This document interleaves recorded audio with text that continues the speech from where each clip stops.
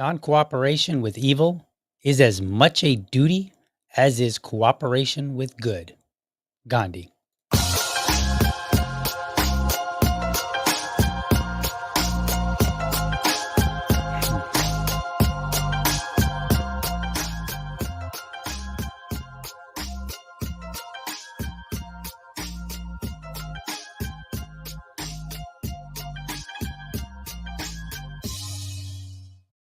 All right. Good morning and welcome to another episode of the Liberty Dad Podcast, a discussion on politics and culture.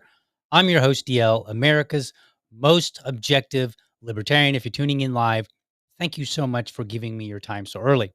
All right, folks, we're back at it again. What do we got for you today? Well, first up, we're going to do a bill review. In fact, I'll grab Bill. He's down on the floor. I dropped him. In fact, let me pick up Bill right now. I'm gonna try to do that.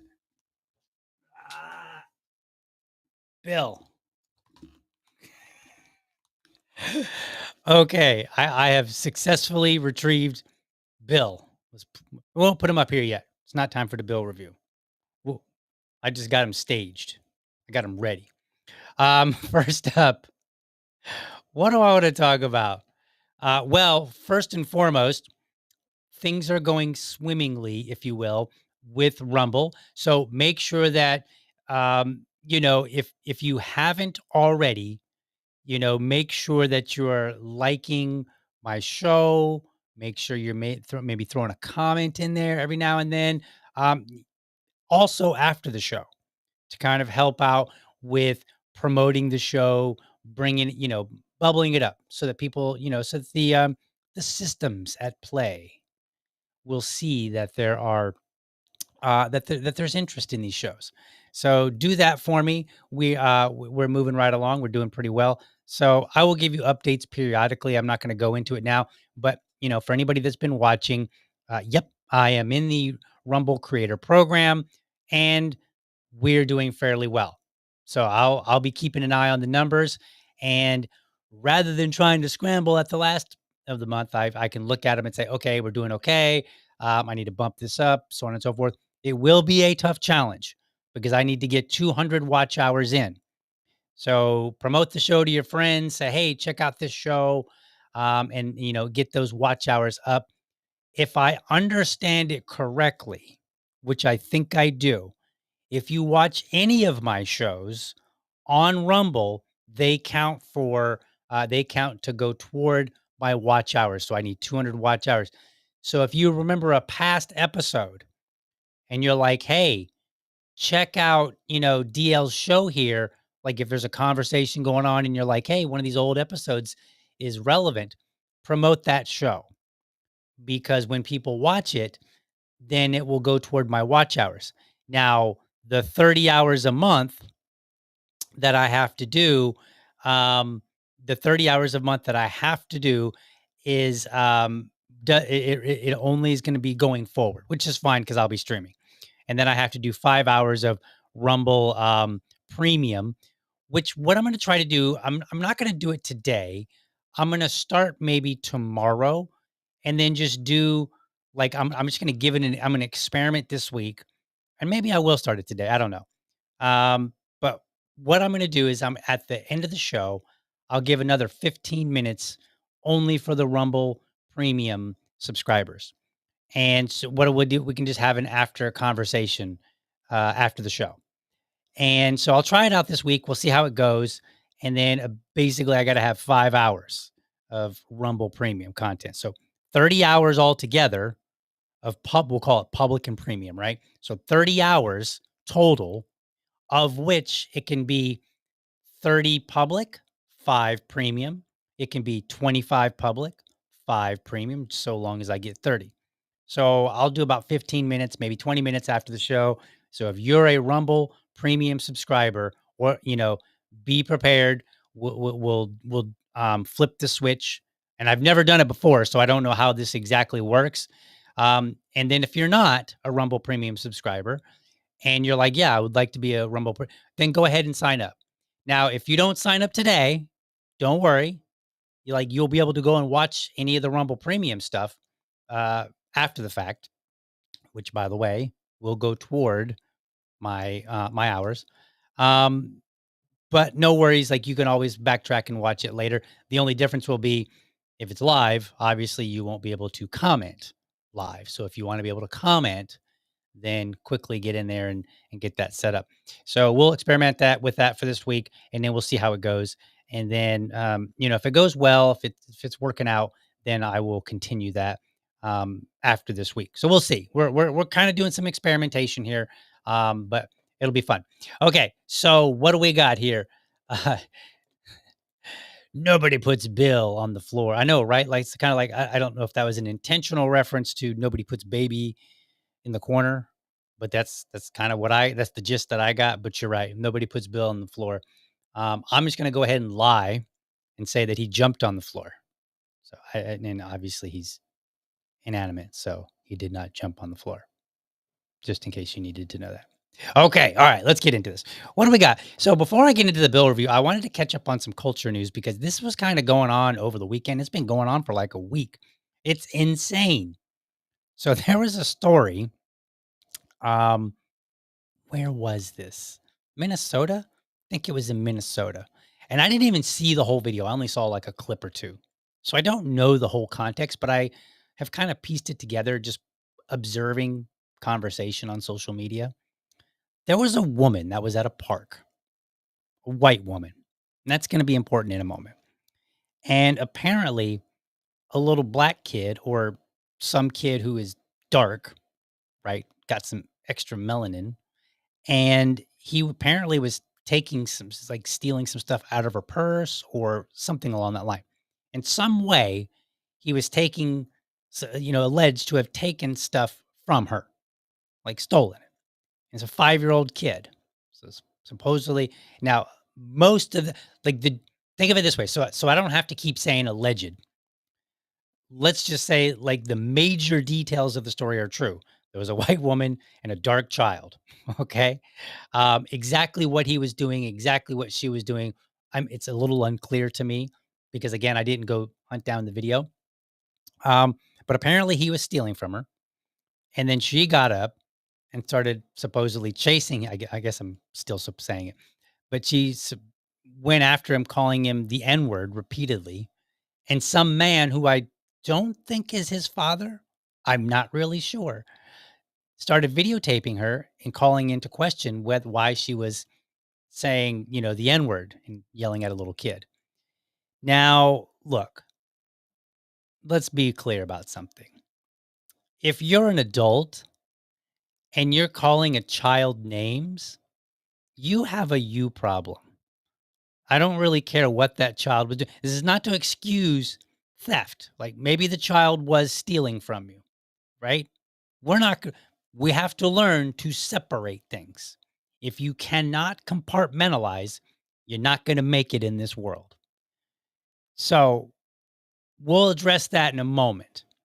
First and foremost, if you're like, I am 46, and I'm gonna give my audience permission that if you ever see me or hear about me calling a kid names. And I don't mean like joking around with my son and I go, all right, you little turd, you know, because I will joke around. And when I joke around, anything that I say to him, he is allowed to say back to me.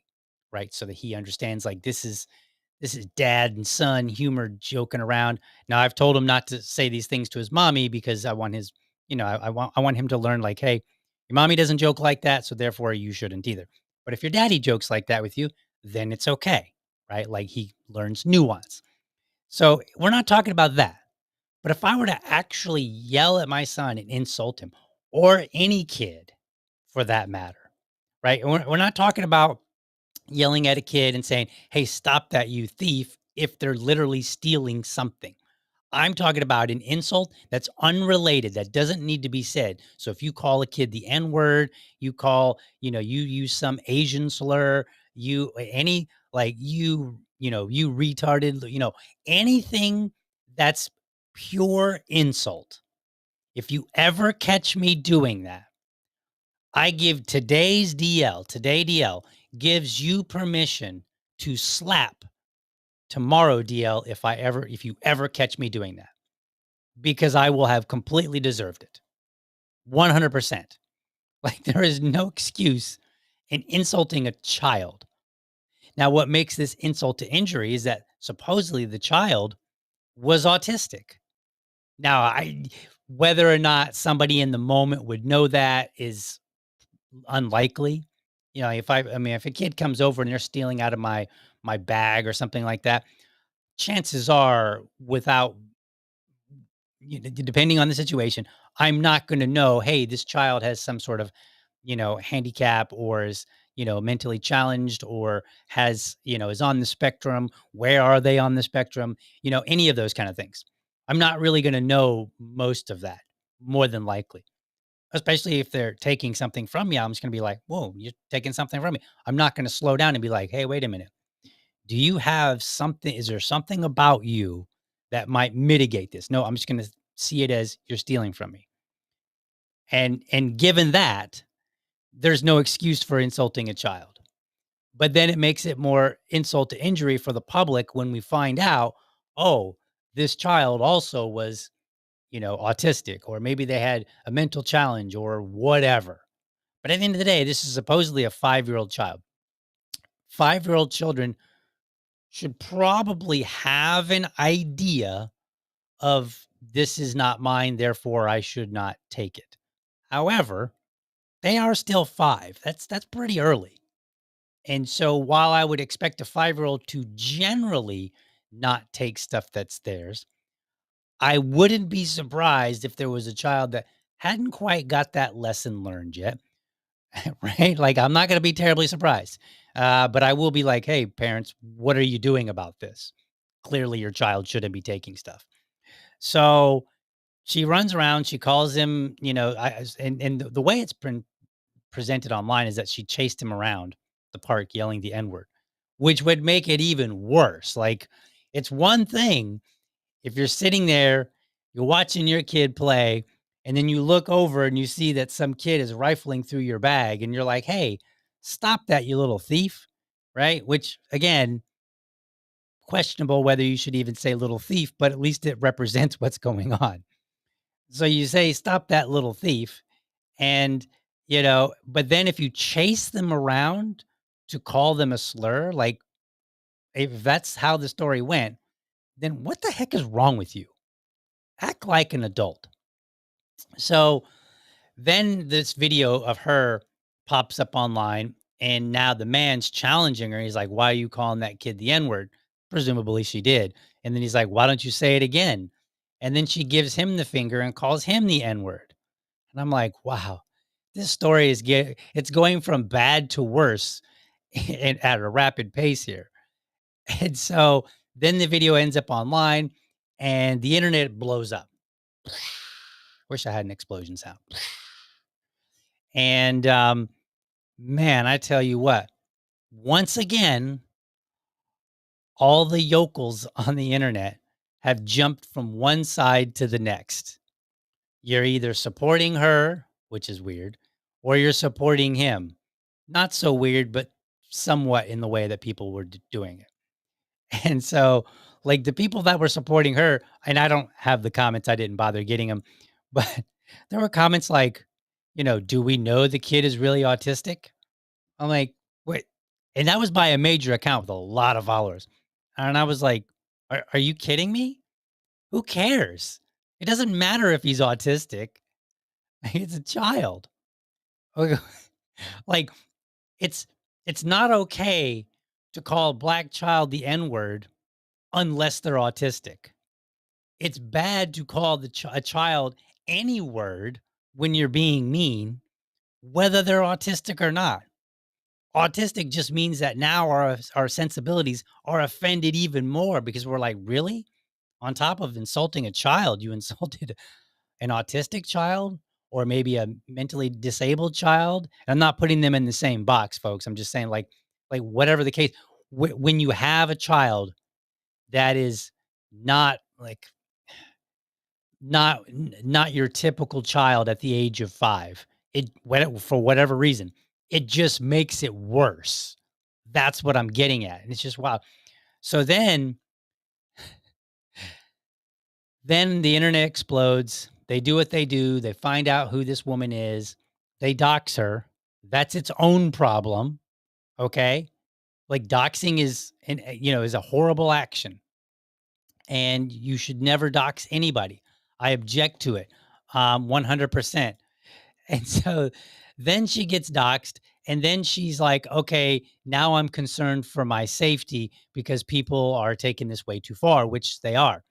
And so then she ends up, and I'm going to read this to you in a second, what I had to say about this, because I didn't have a whole lot to say. Um, but so then she gets doxxed, and then she's like, all right, I'm going to set up this GoFundMe, or for, in her case, it was a GiveSendGo. So she sets up a GiveSendGo, and she initially starts it out at like raising like $100,000, and she exceeded that, and then she raised it. I think she raised it a couple of times. She raised it like to $250,000. Then she exceeded that, and then she raised it to $1 million to protect her family. And so here's where I am with those kind of things. Number one, it's your money. You put it where you want. You buy what you want. You give it to whomever you want for whatever reasons you want, with whatever strings they're willing to accept. That's it. That's where I stand on that. Your money, you do what you want. So if people wanted to donate to her, like, okay, that's fine. I don't like I getting money from me, like I've told people before in the past, from my cold dead hands, right? Like that like if you want to talk about insults, there is a certain insult that you could label me for the way that I am, tightly holding on to my money. I'm just saying. So what I said about that, I said, because people were like, what? How do we look at this? And I said, adults calling a child names, slurs is vile. Doxing is execrable. Verdict: the response to her vile actions is disproportionate, and she's rightly concerned for her safety and that of her family. So again, we have to learn to compartmentalize, folks. We have a child supposedly stealing. That's one matter to deal with. Then we have a woman calling a child a slur. That's another matter. Now you could separate the two, or you could keep them together. But then we have a woman that supposedly was running around the park chasing the child to call them the N-word. Okay. Now I don't know. Again, I haven't seen all the video footage, so I don't know the the full details of the story. I'm just kind of going what I've pieced together. Right. But that could be a separate issue, or that could be part of the same one. Like, hey, not only did you call a child a slur, but you chased after them. Like, so you really lost your mind. Then we have the separate issue of, okay, now everybody finds out, we're angry, we're calling her place of employment, not we, me, but like we is just the public at large. People are calling her, for her to be unemployed. Maybe they're sending threatening, messages to her. Maybe they're calling her up and insulting her and making her fearful, like, hey, we know where you live, whatever's happening. So now you have this response. That's another thing, right? Again, we got to keep separation. And then you have, okay, now I'm going to start a GoFundMe or a GiveSendGo, um, which is a little bit more hospitable to controversial fundraising. And so then you have all these people donating. And so it's like, holy wow, you've got all these different pieces to this story that need to be addressed. So I look at it and I say, well, number one, you would have made the argument that she shouldn't get any money a lot easier had you not doxed her, had people not made her feel like there was a threat. And this is not uncommon for people to be doxed and then later find out that, hey, they're calling the police. Maybe they're spending a few nights away from their home because they're concerned. Maybe they've decided to move. And this has happened to public individuals, right? Like they have had to move. So I oppose this idea of doxing. And so I look at it, I'm like, well, based on what I'm seeing here, if you don't want, and that's what I said, you don't want to feel like she's getting paid for slurs, then respond proportionally. Okay. Like I'm a firm believer in the non-aggression principle. We've talked about it in the past. And when something is disproportionate, that person can respond in some way. So I've made the analogy, like, let's say a husband tells his wife that he's been unfaithful and she gets upset and she slaps him in the face. That's wrong, right? However, it is also a simple slap in the face, which he kind of deserved.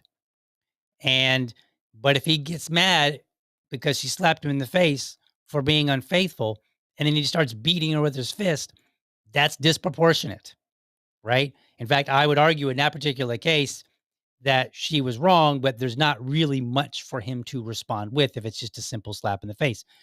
But if she grabs a knife, well, now all of a sudden the cheating husband has the right to defend himself.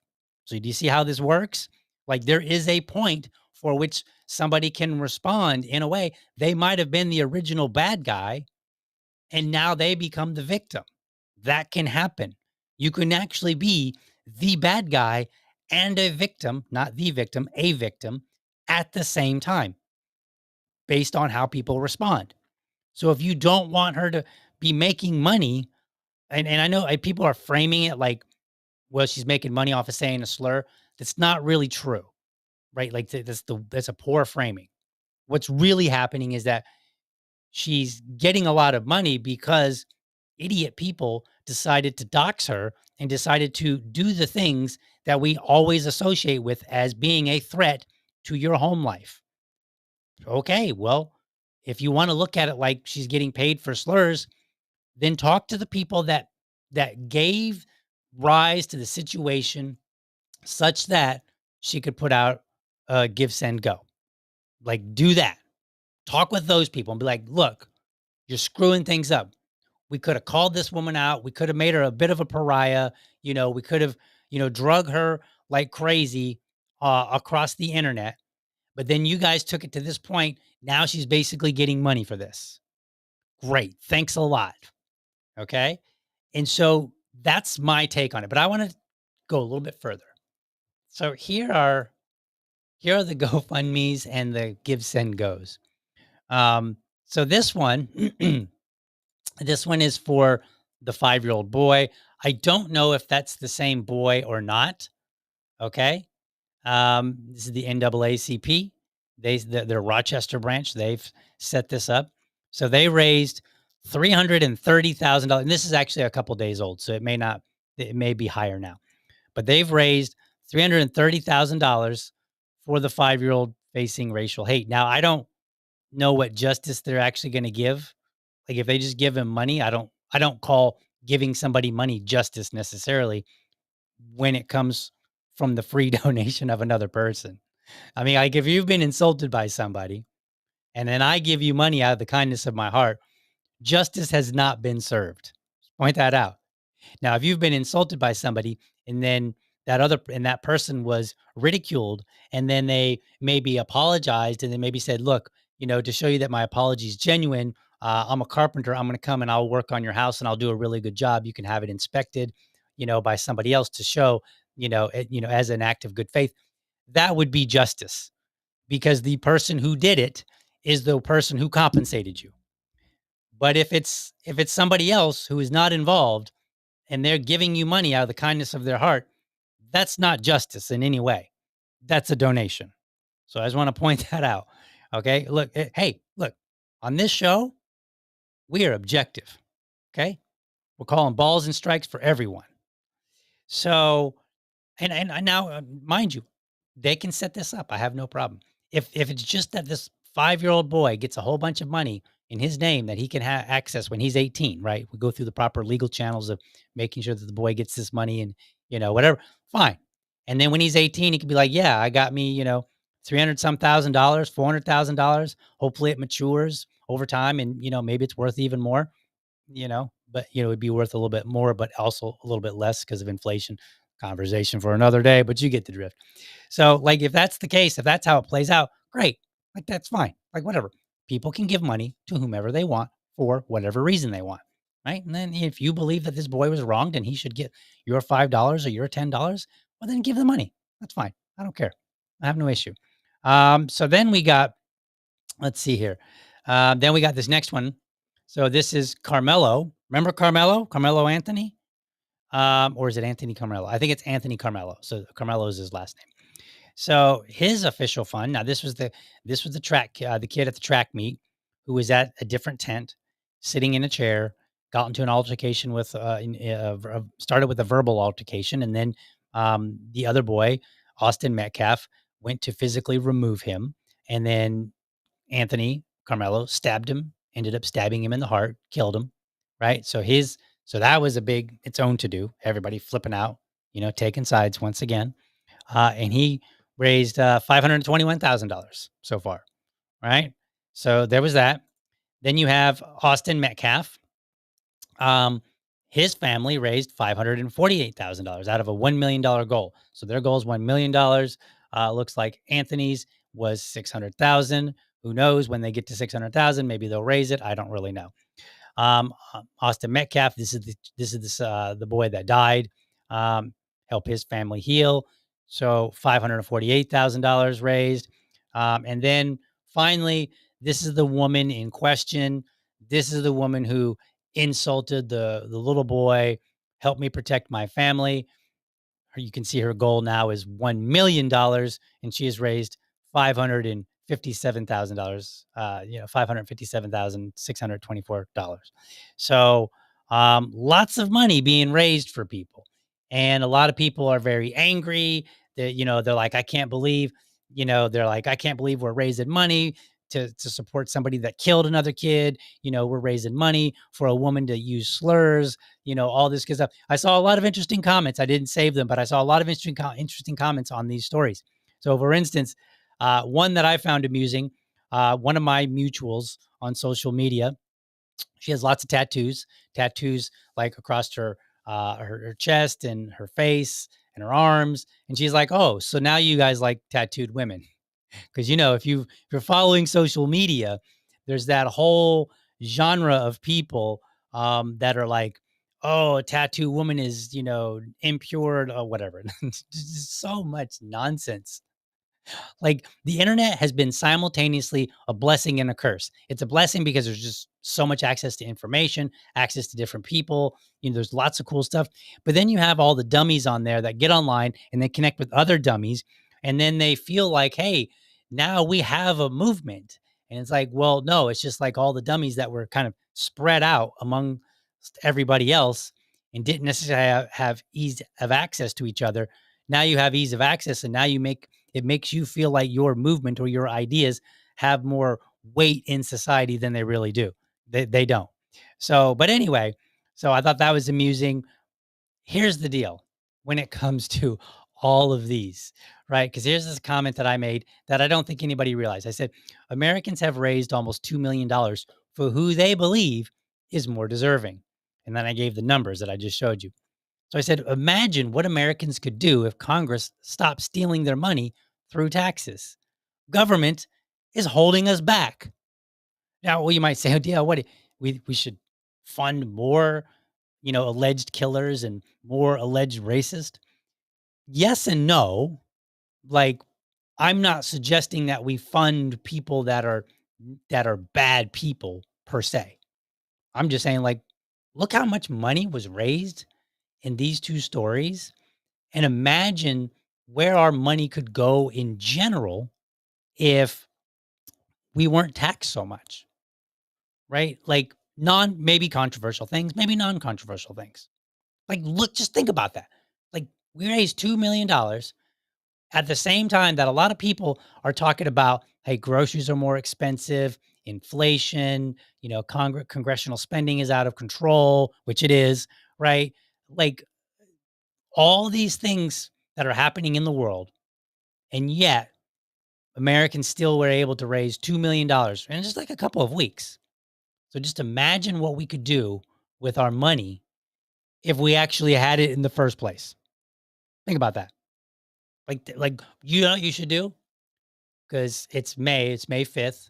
So tax season was last month. You should go look at your taxes, and you should look at how much you paid, right? Or even how much you received back. Same thing, right? But how much money you paid, and just think about what you could have done with that money had it never been taken from you in the first place. Right? Think about that. Think about if taxation was far less. I'm not an anarchist, but let's say it was far less. Taxation is theft, by the way. I'm just saying I'm not an anarchist in that, I'm not going to always be like, no government ever, right? I'm like, okay, well, very minimal amount of government. And once we whittle down from my beach ball to a marble, which is how I like to say it, then what kind of funding do we need and how shall we fund it, right? And imagine if at that moment we get to that point, we might be able to say, we don't even need taxation. People will donate voluntarily enough to fulfill these needs. Quite the possibility. But let's just assume for a moment that we would need some taxation. Well, it would still be theft, but it would be so far less that we might find it tolerable. We meaning the general public at large, not libertarians, and certainly not my anarchist peers. Okay. Taxation will always be theft, even if it's just a little bit. Okay.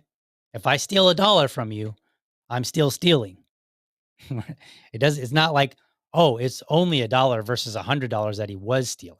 He was stealing 100, but then he dialed it back and he's only stealing $1 now. Nope. Still theft. Okay. So taxation will always be theft because you're taking it from somebody against their will. And if they're willfully giving it to you, then it's what? If you said donation, head to the front of the class. So I just kind of wanted to make that point. I wanted to touch upon that because I thought that was kind of interesting, just like how it's playing out. So we're going to get to a bill review here in just a second. First, let's check out some comments and let's see what y'all are saying up in the chat here. So I'm going to go to my comments here. Do. All right, let's see what we got here. Let's see what y'all are saying. All right, let's see. Oops, I clicked on that by accident, but that's okay. Liberty Dad's last YouTube short has been grabbing some traction.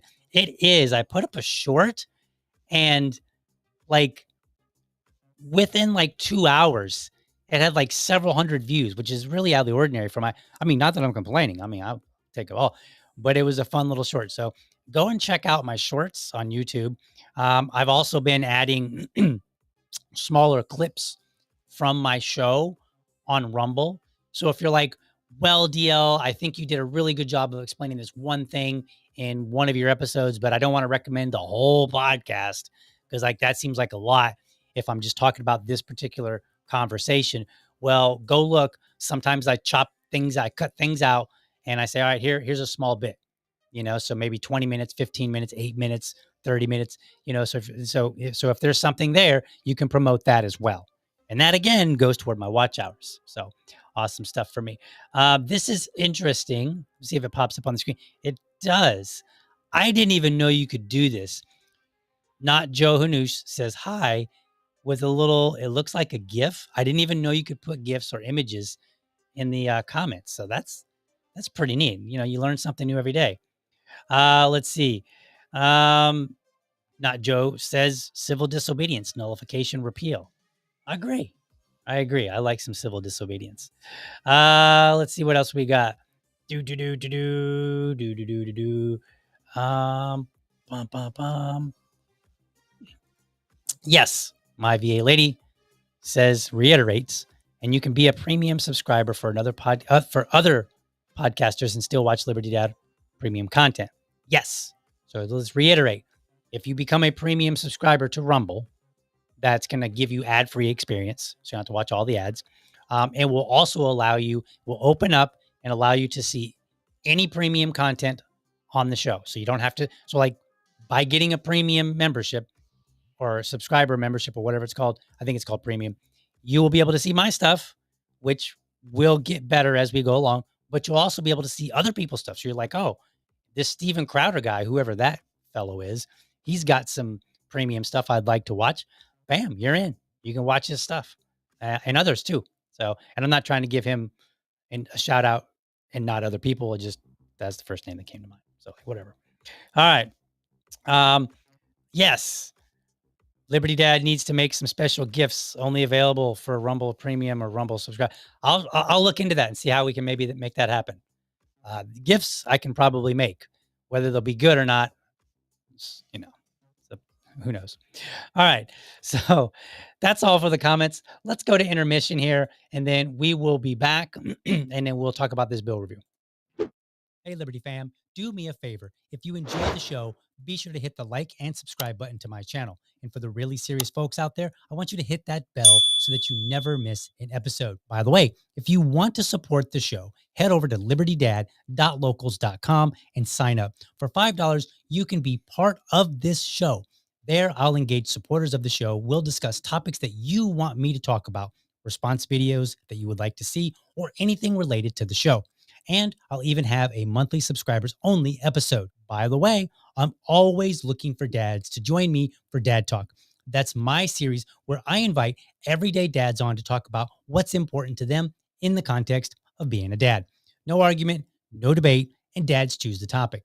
It's my way of raising dad voices. If you're a dad or you know a dad who has something to say, let's get connected. Episodes air live on Friday mornings or Friday evenings, whichever works best for dads. All right, let's get back to the show. All right, we're back. I've changed my background so that it looks more like a Bill review background. And I've brought Bill into the show. Say hi, Bill. Hi, everybody. Okay, that's my best Bill voice. All right. So, what are we going to talk about today? We're going to talk about this anti-BDS bill, this IGO, or is it IGO? Yeah, IGO. And anti-BDS bill. So it's an IGO Anti-Boycott Act. That's the name of the bill. So let's get into this. Where shall we start? There is so much information. So let's start here. Let's start with Marjorie Taylor Greene. So she had some comments. So I'm going to bring this over to the screen here so you can see. So she says, I will be voting no. It is my job to defend Americans' rights to buy or boycott whomever they choose without the government harshly fining them or imprisoning them. But what I don't understand is why we are voting on a bill on behalf of other countries and not for the president's executive orders that are for our country. Now, I don't agree with his executive orders necessarily. Depends. There's a couple of them which I thought were interesting, like the Doge one, the one that implemented Doge. I was cool with that. So I don't agree with them all, but I do agree with what she's saying. If Congress is going to be voting on legislation, that legislation should pertain to the American people, not to some other country. Right? Especially when we're talking about this is for another country and it might penalize Americans. We shouldn't be doing that. And then on top of that, for matters that are related to speech, we really shouldn't be doing that. And it's going to get deep in here, folks, because we're going to do a little bit more than just review the bill. But let's see what else we had to say. So then Thomas Massey responds. He quotes and says, I agree with Representative MTG, Marjorie Taylor Greene. I'll be voting no on this bill as well. Now, I had some friends kind of make the point. They said, man, when MTG comes out and opposing some legislation, you've kind of got a problem. Like she has a tendency to be fairly diehard when it comes to the Republican Party and Trump's agenda. And Trump didn't, as far as I know, he didn't come out necessarily one way or another on this particular legislation. Although if he did, let me know. I could be wrong on that. I would just wouldn't have seen it. Former Congressman Matt Gaetz, he said anti-Semitism is bad and should be categorically rejected. Okay, so I agree with him 100%. What bothers me is the fact that we are at a time where if you dispute a bill, you have to preface everything with saying like, okay, well, anti-Semitism is bad, but this bill is bad too. Like it should go without saying. Most people should already, like if I'm 46 and I've done almost 500 podcast episodes, if by now the audience does not realize that I think anti-Semitism is bad, there's a problem. And that can be through directly saying it when the topic comes up, or simply by saying the quality of his character would lead me to believe that he does not approve of anti-Semitism. And if he did, you should be shocked. Like, right, we should have reputations for this. And so if you're somebody that's public, it we are like, this is still a problem. The very fact that he had to write, that he felt the need to write that line is in itself a problem. Because what it means is we do not have a more firm and consistent definition of what it means to be anti-Semitic. What that means is we have to we live in a time where if you criticize an idea, you've got to put where you are up front so that nobody can mistake you. So that nobody can claim, "Oh, look, you oppose this bill, you must be an anti-Semite." But that's not true necessarily. There are many reasons to oppose a bill. You could oppose a bill on the grounds of saying, like, look, we are not in the business of legislating this, whatever this is. And that should be sufficient. But he goes on to say, not every idea cooked up to respond to anti Semitism is a good one. I agree. You could have something that's bad, and the response to it is also bad. For instance, let's just hypothetically say you're a woman at a park and some little kid goes through your bag and is trying to steal your Cheetos because you really like Cheetos. And you're like, you know what? You're a little brown kid. I think I'm going to call you the N word, right? That's a bad action. However, threatening her family is also a bad action. That is a poor response to a bad action. So, not every idea, he's right, not every idea that is cooked up to respond to something negative is a good one. We have to learn to be diligent. We have to learn to separate and say, anti Semitism is bad. This bill does not help it. If we can't do that, we're not going to make it, folks. He goes on to say, there's a real danger in passing bills like this. Continues on, somewhere, Democrats are writing a bill to imprison the rest of us for 20 years if we boycott countries who sign the Paris Climate Accords or join the UN or bribe the WTO/WHO. And they may get power again, which is why we shouldn't use ours to punish dissent or thought crimes with prison. Holy moly. Dead on the money there. Completely correct.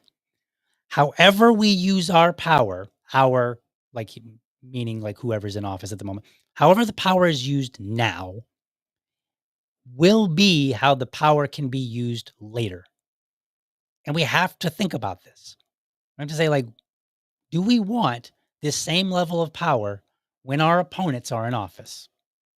Right? What kind of things might they use this same power for?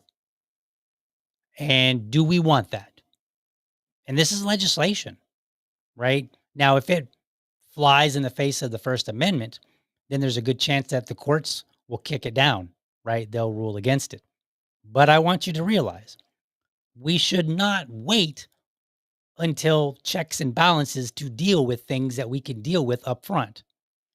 We should say, no, this is a terrible bill. If it is, which most are, it's a terrible bill. You better not vote yes on it. Right. And we shouldn't have to lead with, okay, but look, I don't hate the Jewish people. I just think this is a bad direction to go.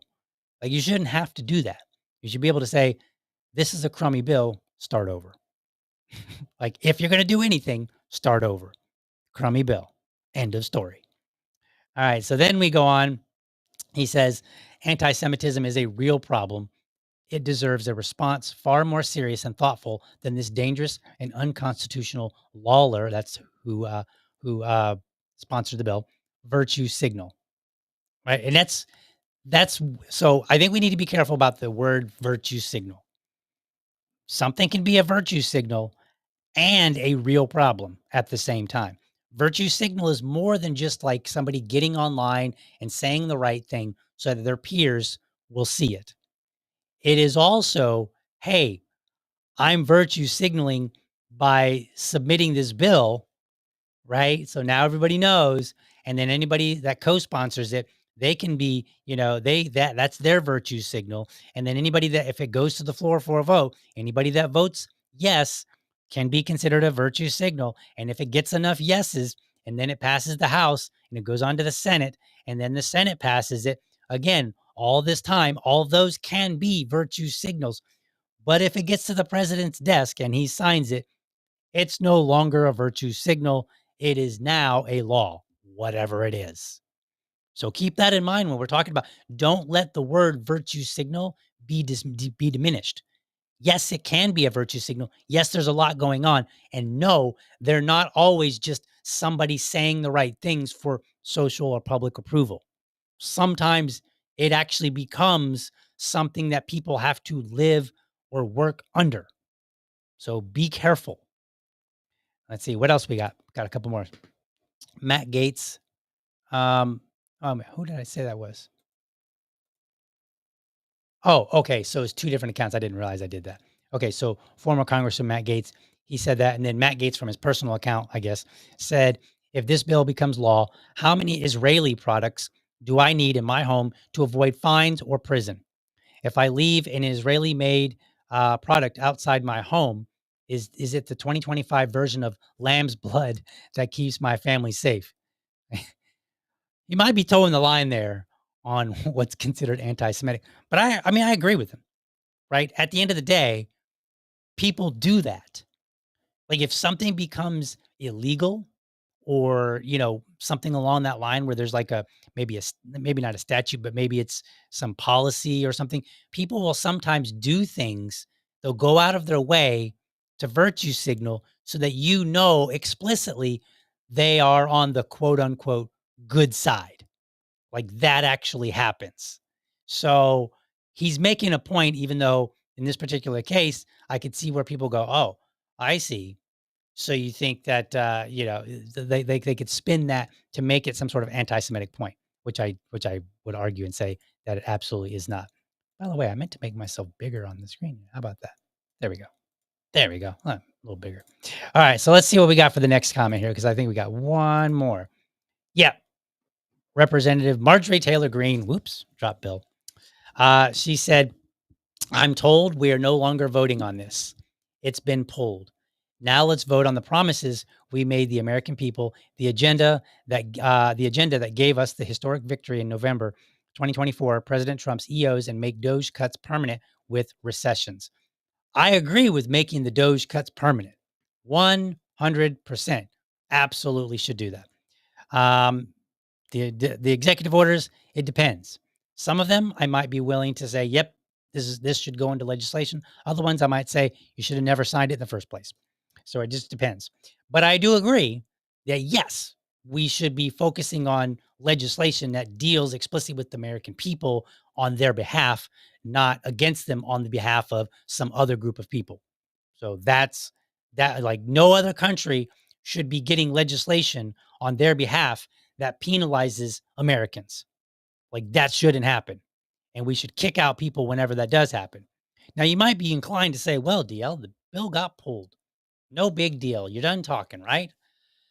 Unfortunately, no. So let's take a look at some things here. Let's watch some videos. Let's start there. I think the videos are going to be a good place to start. So this first video comes from December of 2023. So let's take a look and see what we learned. Are boycotts being banned in the U.S.? Oh, that's weird. Are Americans losing their right to free speech? These are some questions circulating on social media following a new amendment to the U.S.'s Anti-Boycott Act of 2018, after pro-Palestine sentiment began to surge in the country amid Israel's brutal war on Palestine's Gaza. Oh, I see what's going on. The act was originally devised to combat the Palestinian-led boycott, divestment, and sanctions movement, which calls for a wide-ranging embargo against Israel over its inhumane treatment of Palestinians. The newly amended IGO Anti-Boycott Act aims to discourage or prohibit U.S. companies from supporting boycotts organized by a foreign country or an international governmental organization against a country friendly to the U.S. This means that U.S. companies are, for example, prohibited from limiting their businesses or refusing to operate in Israel or to work with Israeli companies, citizens, or residents. It also encourages or requires U.S. persons to refuse to participate in such boycotts. Republican Congressman Mike Lawler, who introduced the new amendment to the act in May 2023. Did you just hear that? May 2020. We're in 2025. And he introduced this in May of 2023. Now, if you're astute, and hopefully you are, you recognize that is the previous Congress. We'll get to that. Has repeatedly denounced BDS as anti-Semitic. In recent years, Jewish groups, pro-Israel groups, and allies in Congress and leadership positions have fought back against the BDS movement and its anti-Semitic and biased mistreatment of Israel.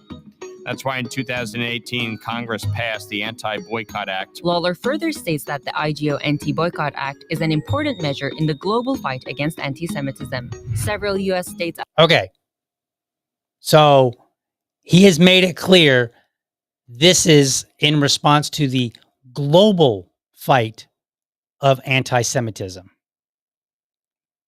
Just going to point out again, Congress is their job is to represent the people about things related to America. It's not our job to police the whole world and do anything that might prohibit or prevent anti-Semitism outside of the U.S. And I would even argue it's not their job to try to prevent anti-Semitism within the U.S. But at least if it was inside of the U.S., it would be pertaining to America and the confines of America. By the way, I just want to throw this out there for all my friends that hate borders, and you're like, oh, borders are just a line. Well, if that's the case, then there's no reason to not have legislation that pertains to the whole world. I'm just throwing that out there. Side point, just because I thought of it. So going back to this, it's not our job to police the whole world for anti-Semitism. And I would argue again, it's not Congress's job to police it within the U.S. At the behest of pro-Israel lobbies have enacted various types of anti-boycott, anti-divestment, or anti-BDS legislation that requires parties to sign contracts with state governments, vowing not to engage in any boycott of Israel. Okay, so what's happening here is if this legislation requires that if you get funding from the United States, you have to sign something that says, I'm not going to boycott Israel. Okay. That's one reason to be against funding from the government, because when somebody's paying your bills, they get a say in the things that you do. And now I look at it and I say, number one, you shouldn't be getting funding from the government, period. So we shouldn't even be having this conversation because there should be no money for you to get. However, if you do get money, it's kind of a toss-up. Like on one hand, they're paying you money. They can say, well, or not paying you, but they're giving you money. So they can say, well, we have a vested interest in how you spend this money. They do. On the other hand, I'm like, you shouldn't be curtailing free speech. But is it really curtailing free speech if somebody says, well, if you would like this money, this is what you have to do to get it? Well, in that particular case, you are waiving your free speech. Now, we can argue about whether or not you can waive it, but I would say, well, if it's your freedom to waive, right? Like you can say, I will take this money for my business, and I will not, nor will my business engage in these particular activities. I would say, well, that's your choice to make.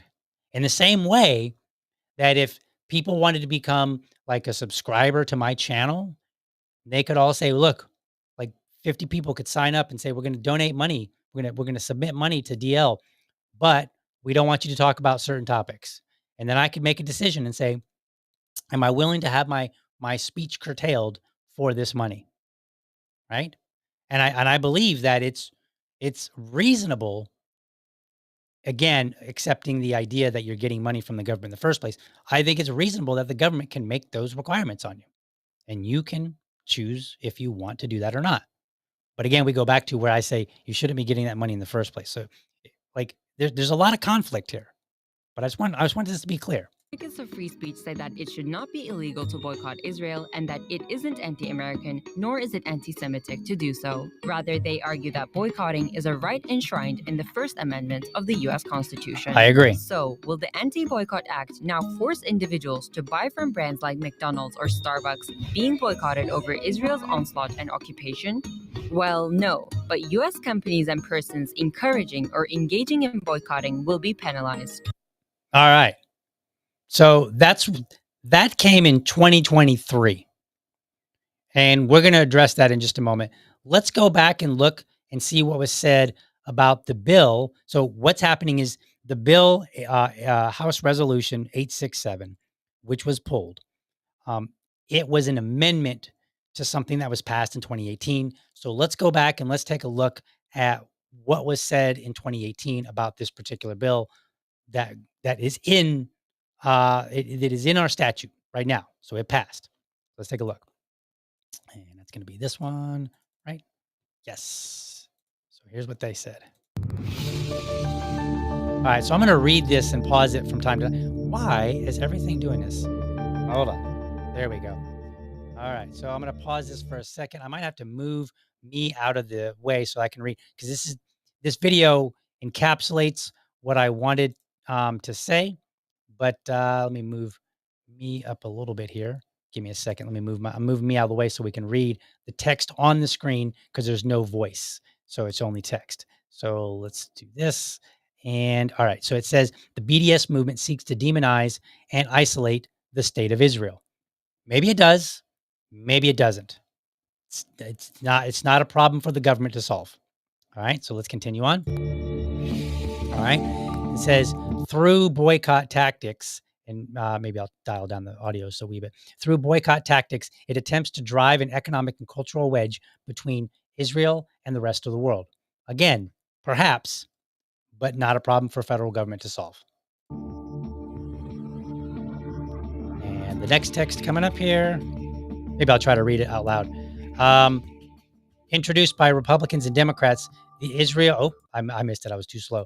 So the Israel Anti-Boycott Act will expand trade laws to stop BDS in its tracks.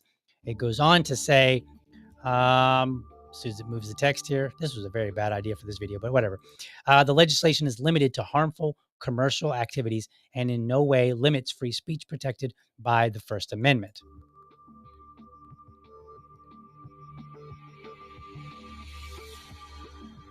It also counters BDS by calling for expanded civilian science and technology cooperation between the U.S. and Israel.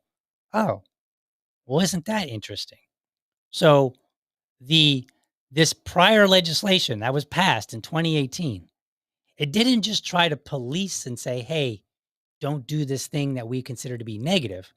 It went further and it said, we need to explicitly have cooperation between the U.S. and Israel. But again, that's not the federal government's job. The federal government's job is not to say our country by law should work with or not work with this other country. Now, you might make the argument and say, hey, this country over here, our government is not going to cooperate with a government that's engaging in human rights abuses. That would be fine, but you should not prevent Americans from doing so. So if, for example, the U.S. government were to say, we're not going to engage in any activities with the North Korean government because they're a tyrannical government, I'm okay with that. If they were to say Americans can't have anything to do with North Korean government or businesses, then I have a problem with that. This is all about responsibilities and where they lie. And again, the government doesn't have, in my opinion, any business prohibiting citizens from engaging in their freedom of association. Let's continue. All right. U.S. Congress has a long history of standing with Israel. They sure do. And I don't say that in a negative way, but kind of.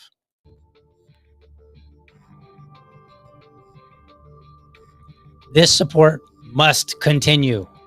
And it shows some pictures of President Donald Trump with Netanyahu. And then where did it go? I lost it. Okay, well, I was trying to get it. Let's see here. So it shows Obama and President Trump with Prime Minister Netanyahu. And then it says, call on Congress to pass the Israel Anti-Boycott Act. So it promotes it as something good. Like, hey, this is a good. Write your senators and representative today. Okay. So this was 2018. I guess it was a lot less informative than I thought it was initially, but that's okay. So I just wanted to we're trying to go back and look at a little bit of history and say, like, okay, how did we get to where we are? So in 2018, we passed this legislation that was seeking to undermine the BDS movement, the boycott, divestment, and I always forget the S. But the idea being like, hey, you can't boycott Israel. And so what that law basically did was said, if it's initiated by a government, then people cannot participate. The law today that was settled or put to the side, that was pulled, that one took it further and was just simply going to add non-governmental organizations to the mix and say, hey, if you're an NGO. So let's pull that up on the screen. And I will make it a little bit bigger here so that you can see. And we're going to walk through this very, very quickly. So this is the current bill that we're talking about. There's a couple bills that we're talking about here. Number one, HR 867. That's the one that MTG came out, Marjorie Taylor Greene, and said, absolutely not. This is a bad bill. We should oppose it. We should support other things. Okay. And that's the one that Thomas Massey came out and against. And then this is the one that got pulled. Okay. So let's take a look. So this was introduced by Representative Lawler out of New York. And here is the summary. This bill expands an existing anti-boycott law to include certain boycotts imposed by international governmental organizations, IGOs. I said NGOs earlier. I apologize. Current law prohibits various actions by U.S. persons, individuals, or entities in relation to boycotts imposed by foreign governments on a country which is friendly to the United States, and that it is not itself the object of a U.S. boycott. This bill applies those prohibitions to similar boycotts imposed by IGOs.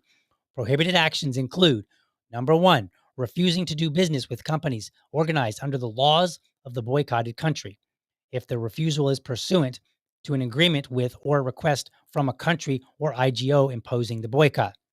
Okay, so they're basically saying, like, look, we're adding IGOs to the mix. Number two, refusing to employ any U.S. person on the basis of race, religion, sex, or national origin. That's kind of already a given.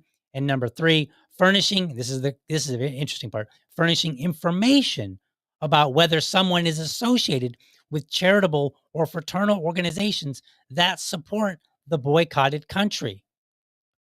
Have you ever heard of APAC Tracker? APAC Tracker will say, here are the donations that APAC has given to various representatives. And they list them. Like, that's their whole purpose. This would make that illegal.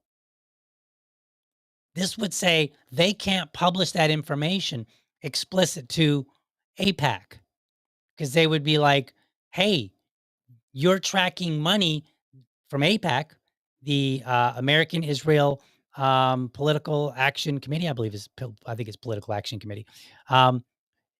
You can't publish that because you're furnishing information about somebody being associated with a charitable or fraternal organization that supports a boycott. So if there's a boycott on Israel and AIPAC is supporting legislation for Israel, which they do, that's like pretty much their purpose. And then AIPAC Tracker says, hey, your congressman took this much money from AIPAC. That would be illegal. Imagine that. So this is the bill. This bill also requires the president to annually submit to Congress and make available to the public a report describing these boycotts and listing the foreign countries and international organizations involved in fostering or imposing them. So then if we look over here at the text of the bill is only three pages long. So here it is. To amend the Anti-Boycott Act of 2018, right? And so you go through here and they say, all right, we're going to insert international governmental organization after foreign country. Part two here, going through in a different section of the statute, inserting international governmental organization after foreign country. And it's got the specific spots. That's really what all this bill does. It just adds international government organization in certain parts of the existing statute. Do you see why we have to be careful about legislation? Legislation in 2018 can be drastically changed. Your freedoms can be drastically impacted by simply adding 3 words in several key places to legislation. All of this, all of what we see here for the addition of or international governmental organization. 4 words. So you add 4 words and bam, your freedoms have been curtailed. And then it adds an annual report. The president shall submit to Congress and make available to the public on an annual basis a report that contains a list of those foreign countries and international organizations that foster or impose boycotts and with respect to which section applies, right? And then description of those boycotts. So it basically says you got to report on this. The president has to submit to Congress the list of governments and the list of international government organizations that are doing this. So if the WHO says, hey, we need to stop sending money to Israel because we believe that Israel is overdoing it in their retaliation for October 7th attacks, which a lot of people are arguing, self included, then the US would say, hey, if you're a US citizen, you cannot have anything to do with that organization. You cannot participate because the WHO has said it, or some other governmental agency or non-governmental agency, right? That's the problem here. But it goes even further than this. So I told you a moment ago, I said this applies to APAC Tracker.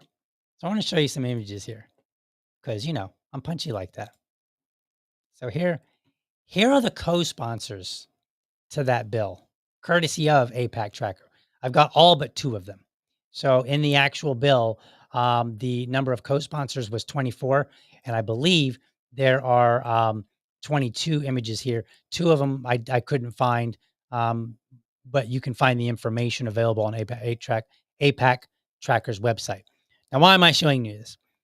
Because it's bipartisan, mostly Republican, actually.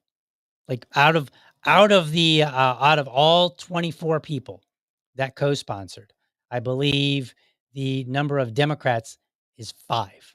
19 Republicans have co-sponsored this. So let's take a look who they are, because we should always know about our representatives.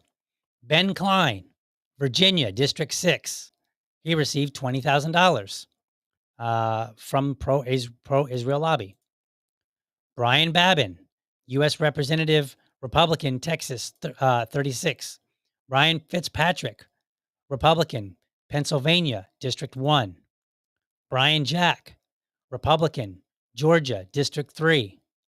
Chuck Fleischman, Republican, Tennessee, District 3. Claudia Tenney, I think it's how you say her name, Republican, New York, 24. David Kustoff, Republican, Tennessee, District 8. Derek Schmidt, this shows 4 Kansas District 2, but I believe he's now in office. Republican, I believe. Some of these images are a little old, so if you go look up on APAC's, if you go look up the information, you may find that the figures are higher. But this is what I was able to find. Don Bacon, Republican, Nebraska, District 2. Don Davis, Democrat, North Carolina, District 1.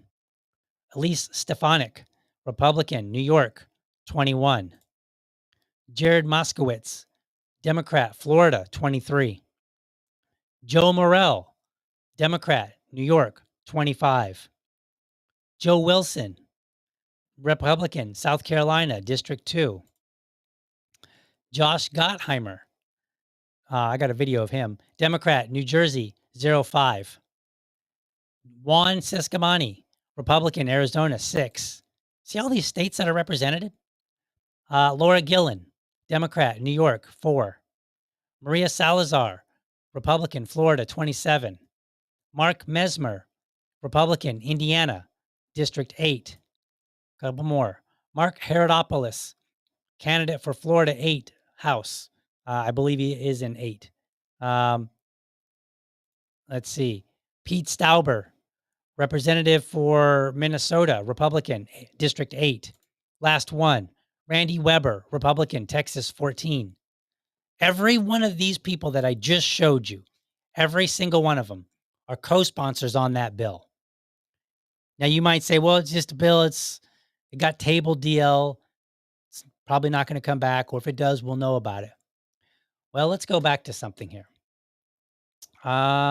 Let's go to this. Let me show you what we got here, because I think you need to know about this. So this is H67. But if you go over here to HR 3016, remember something about 2023? Well, Michael Lawler introduced this same exact bill in the 118th Congress. We are now currently in the 119th Congress. So he introduced it, and it had 13 co-sponsors. Now, I don't have all of those for pictures, but I'm going to go down and just list some of the names here. And hopefully you might remember all 22 of those names. Gottheimer, we had him. McCall, out of Texas. We didn't have him. Max Miller, didn't have him. Nick LaLota, didn't have him. Elise Stefanik, she was on the list. Jared Moskowitz, he was on our list. Carol Miller, not on our list. Robert Whitman, not on our list. Claudia Tenney, she was on the list. Randy Weber was on the list. Nicholas Langworthy, not on the list. Morgan Luttrell, not on the list. Anthony Esposito, not on the list. There are a bunch of names here who were co-sponsors of this same exact bill in the 118th Congress that are not co-sponsors of this current bill. So if you go look them up and you find out which ones are still in office, that means there are more people than who co-sponsored the current bill that support it. There's more than 22. That's not a good sign. And just to prove it to you, here's the text. Let's go down here. HR 3016, February 26, 2024, to amend the Anti-Boycott Act of 2018 to apply the provisions of the act, blah, blah, blah, international government organizations. We go down the line. Same language. International government organization after foreign country. Again, after foreign country in a different area of the legislation. Again and again and again. It's the same exact language. Same legislation. They just said, all right, let's start over. It came back. And this one, I don't remember anybody making a big to-do about. We'd have to look into it and figure out why it didn't pass. But this was in 2023 or 2024, right? In February of last year. Who was in office then? A Democrat. You putting it together here, folks? This legislation is not going away.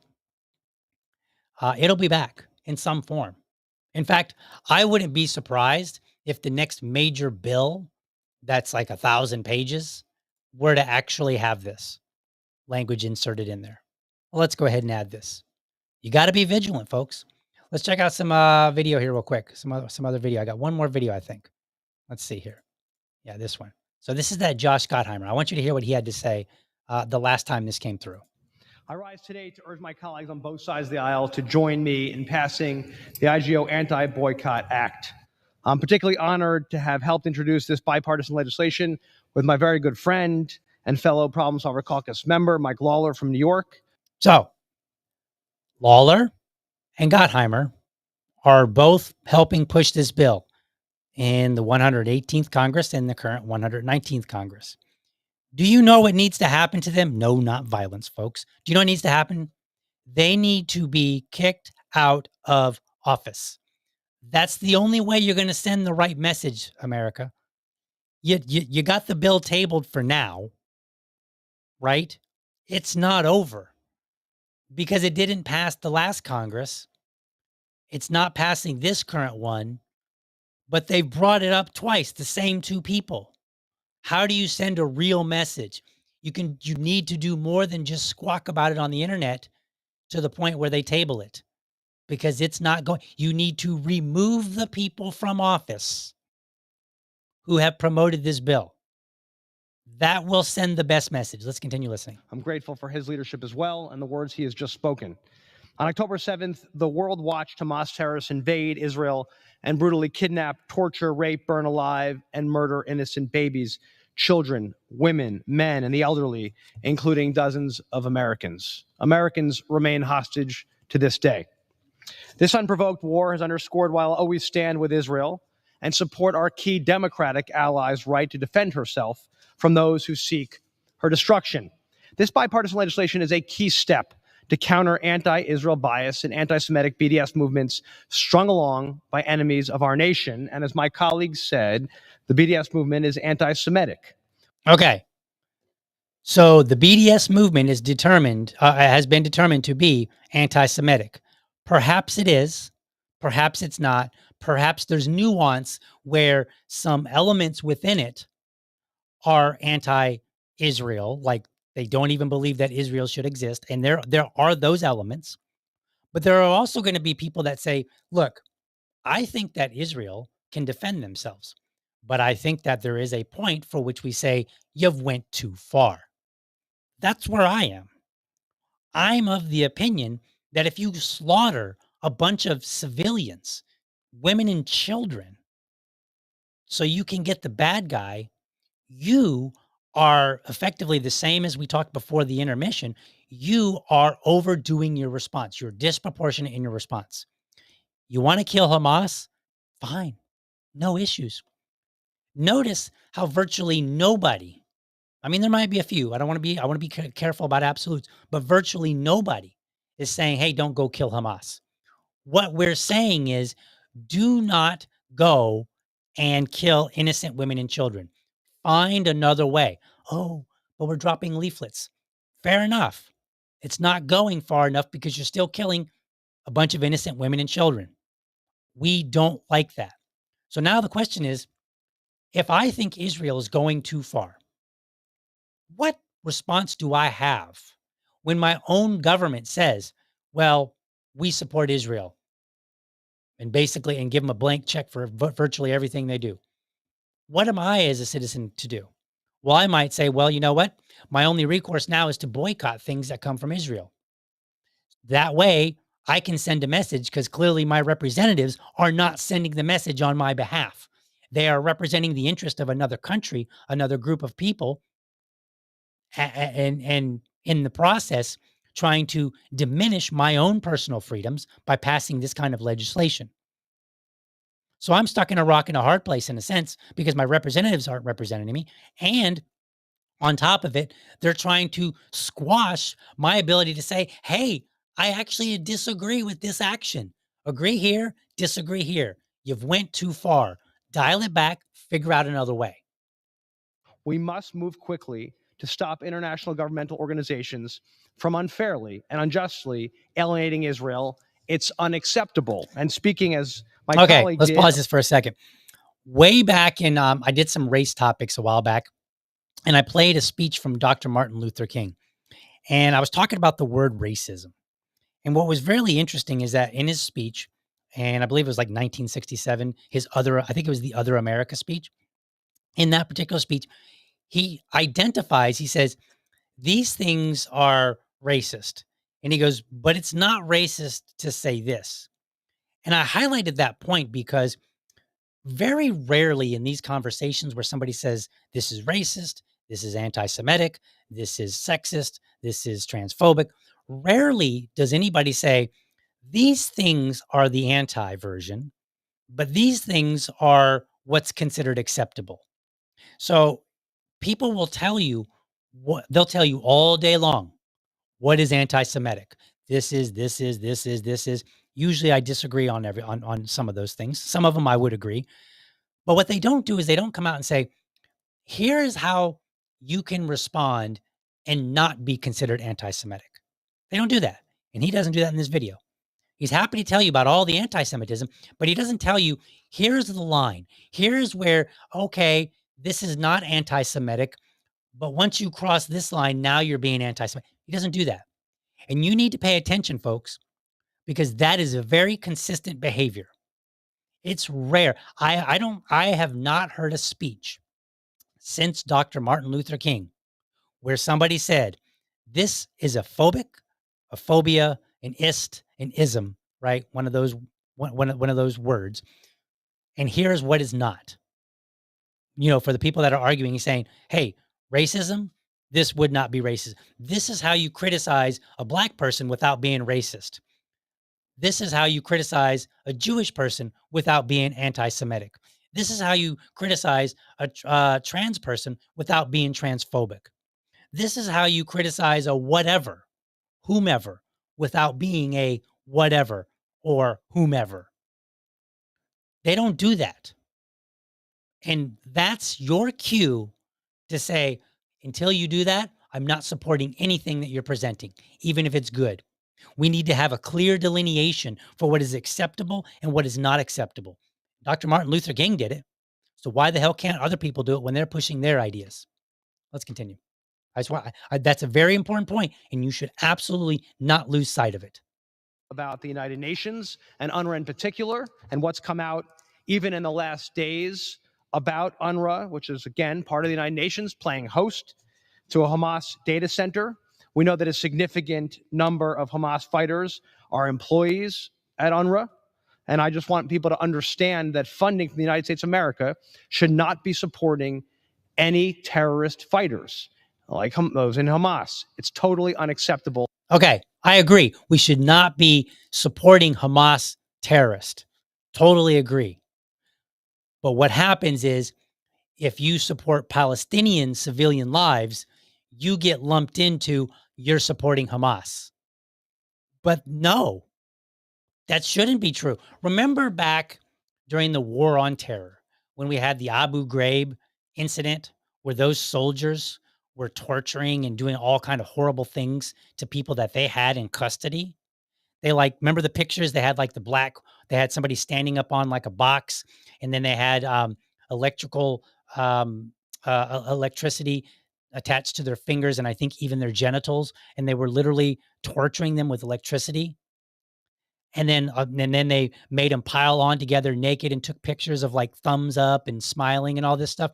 And we were outraged. Well, look, let me tell you something. Those soldiers did not represent me. That was horrible behavior, and I detested it. And the fact that they did it has nothing to do with me.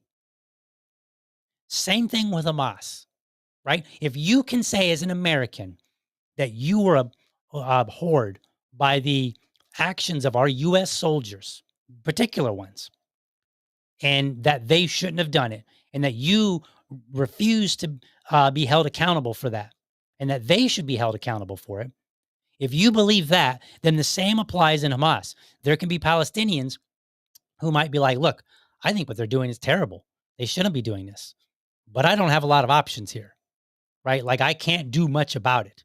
In the same way, I couldn't do anything about the Abu Ghraib soldiers. I couldn't go punish them. I couldn't send them an email. I couldn't, the best I could do is go and demand that they get punished by my own government. Whether or not the government listens is, its own story. Because it became major news, they did get punished. But if it didn't become major news, they might not have been punished, or they might have got a slap on the wrist.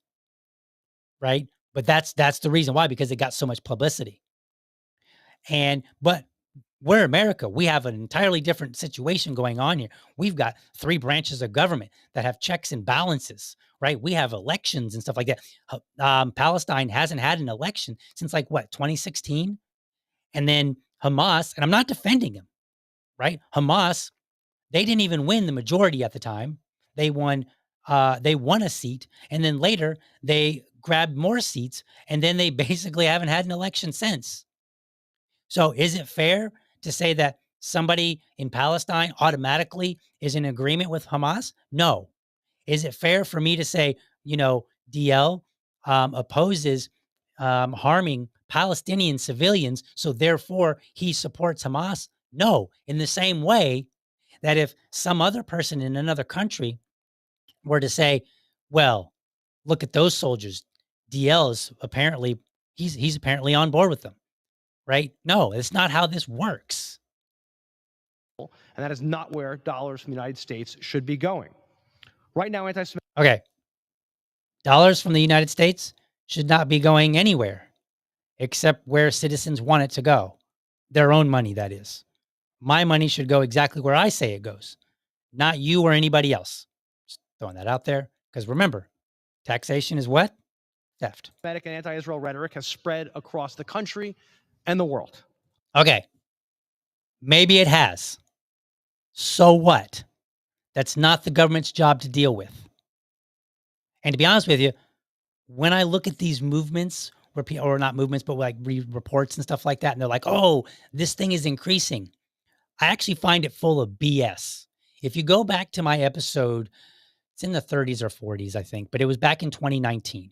There was an episode titled Bills, Bills, Bills. And one of the bills that I reviewed at the time was a bill that went to Biden's desk and he signed it. It was the, I'm trying to remember the exact name of it, but it was it was the COVID-19 Hate Crimes Act. It was Senate Bill 937.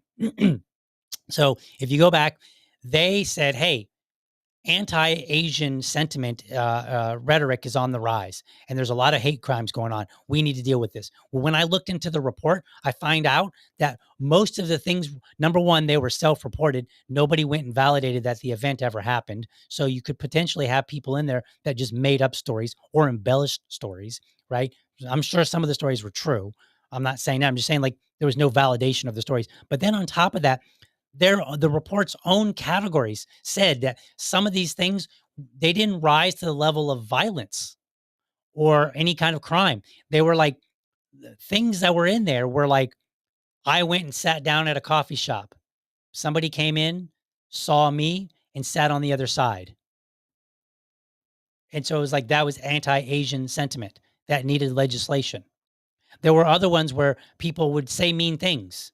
I was walking down the street and somebody said, you chinky-eyed fool or something, whatever. Okay, that's an insult. It's mean-spirited. We shouldn't do it, but the government doesn't need to pass a law for it. But they did. They passed legislation, the COVID-19 Hate Crimes Act, on the basis of, I think it was like 12% of all the reports would qualify as actual violence or an actual crime that most Americans would say, yeah, that's a crime that needs to be dealt with. But like some 80% were just people being bad-natured. So yeah, forgive me when people say anti-Semitism is on the rise. When I've looked back at other movements that are allegedly on the rise, I look back and I say, okay, there's some untoward behavior, but there's nothing that rises to the level that government needs to intervene. And I would be willing to bet that if somebody gave me a report and said, here is evidence that anti-Semitism is on the rise, I would find things in there that do not rise to the level of an actual crime. According to the ADL, between October 7th and January 7th, there were more than 1,300 instances of anti-Semitic acts and expressions of support for terrorism against the state of Israel. Today, we have a chance to stand up for our ally Israel and to stand up against anti-Semitism and all of the disinformation which continues to spread around the world on sources like TikTok. Remember that TikTok ban?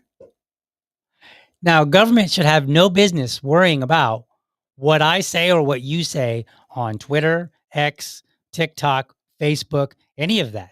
That's none of their business, unless it is a direct threat.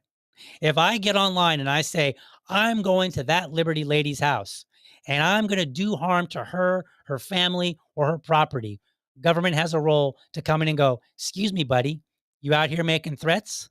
Let's take you in. Right? That's a crime. She has the right to be free from threats, credible threats. So if you deem it's a credible, if it's deemed a credible threat, then yes, government has a vested interest. Otherwise, if I get online and I say, if I say Kagela, if I say, man, that Kagela is a funny looking dude, and I say a bunch of mean things about him, okay, he has the right to disassociate and stop listening to my show. And I would recommend that you do that to anybody that insults you like that. But the government has no business going, oh man, there's this rise of anti-Kagela in the world. We better go do something. None of your business until it rises to the level of a threat. All right, show's going long. I may withhold today and just do the Rumble Premium tomorrow. You yield me 30 Yield more additional seconds, 30 please? seconds. Oh, he needed more Gentleman's time recognized. to BS. We know that on TikTok, which is supported by the Chinese government, by CCP, they're continuing to spread disinformation. None of your Disinformation is business. also coming out from many of these organizations. We must stand up against it. This legislation does nothing to violate the First Amendment. In fact, it's the importance of being able to stand strong with the First Amendment that allows legislation like this to make it to the floor in Congress, to let leadership from Mr. Law and others and the excellent work here of Ms. Manning. So that kind of leadership is critical. So, Madam Speaker, I once again urge my colleagues to vote for and help pass the bipartisan IGO Anti-Boycott Act. We must stand strong up against Hamas. All right. So he framed it as standing strong against Hamas and that it didn't restrict your freedom. And then here in 2025, it was deemed by even members of our own Congress to say, no, this actually does. This opens the door wide for an infringement. So he was wrong then, and he pushed it again. He needs to be kicked out of office. You need to go and find every single person that has put out any kind of support for that bill that has now been in Congress twice. You need to go and kick them out, primary them right on out of office. But if nothing else, focus your efforts on Lawler and Gottheimer, because those are the two biggest names that I could find that were pushing this bill. He stood up and gave this whole speech about it in the last Congress, and then both of them supported it again, a new fresh version of it. Well, not a fresh version, but a new copy of it this session. It's time for them to go. They are trying to infringe upon your freedom for the benefit of some other country. That's not their job. Their job is to protect your freedoms.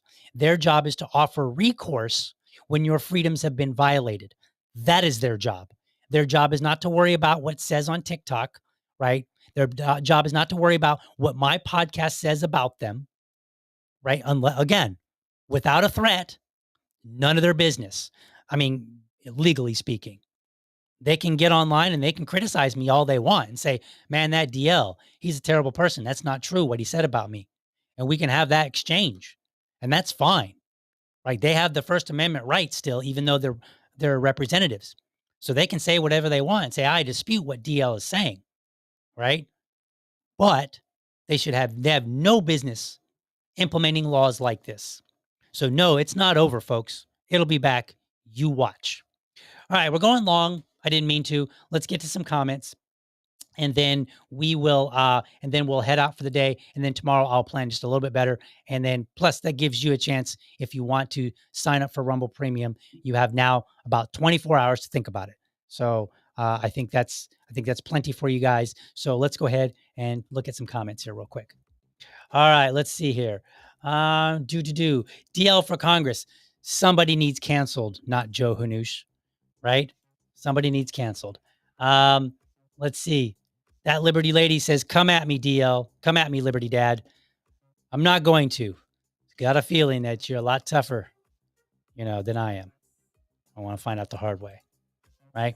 Abu Ghraib, 2003 equals El Salvador 2025. I agree. By the way, it was 2003. Think about that. I'm referencing something in 2003 that we didn't want to be associated with and its relevancy today. Know your history, folks. Let's see what else we got. That representative is breaking his oath of office. Yep, absolutely. Tomorrow, where'd that go? I just lost it. There it goes. No, I already did that one. Where did it go? It moves. It adjusts the comments on me when I click on one. And then I'm like, oh, I'm going to click on that one. Where did it go? I lost it. There was another one. Oh, there it is. My VA lady says tomorrow is episode 500. 500. That's crazy. I've been in this game for so long. Let's see. Kagela says, for those anti-Kagalians, your father was a hamster and your mother smelled of elderberries. Too funny, guys. Too funny. All right. I'm going to head out of here, folks. Thank you for joining me tomorrow. Rumble Premium subscribers. We're going to have an after show. So look forward to that. For now, though, head on out. Thank you for watching, and I hope you found this episode informative and inspiring.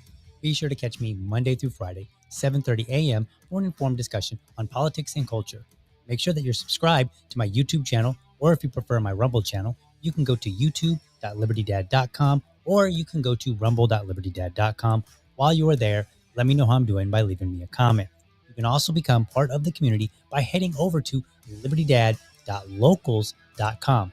Remember, if you're a champion of liberty, your business is people and your product is liberty. I want you to have a great week. Catch you next time. But for now, I'm out.